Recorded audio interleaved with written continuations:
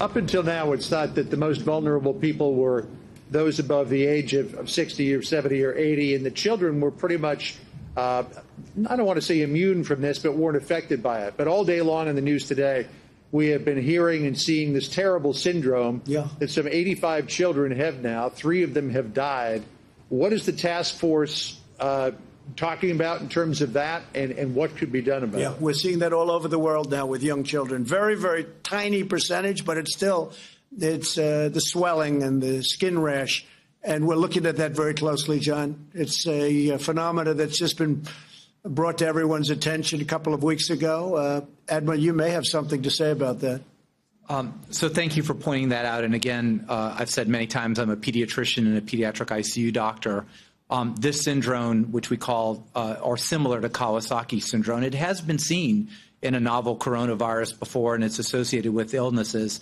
So we have a very strong activation on this. We do know treatments for this, but the CDC is interacting actively with the Pediatric Intensive Care Unit network to create case definitions and to understand how this is going and if there are predispositions.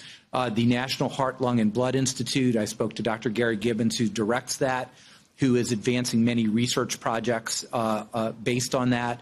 The ASPR, the Assistant Secretary for Preparedness and Response, has a team out in several areas looking at if there are any special treatments. We know what the basic treatment is, but this is a little bit different than we normally see. So there really is an activation among all the branches within HHS, working with networks at children's hospitals and ICU nets.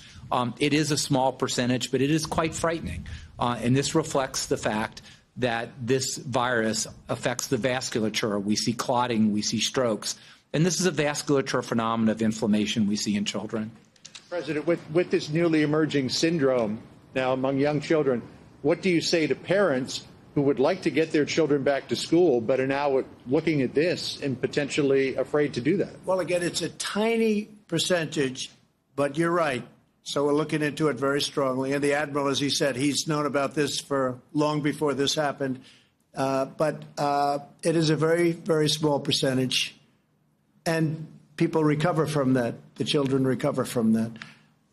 Right?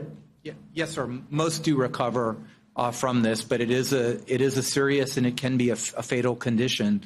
So we do want to make sure that parents understand that high fevers, red rashes, particularly in your child, you may need to contact your healthcare provider. There are treatments for this. They work very effectively if gotten early, at least for the vast majority of the cases. We're studying that very closely, and it's been on the radar for weeks, actually, because we've seen this for quite a while. But it's been very rare, but we're looking at it very closely. It's very important to us.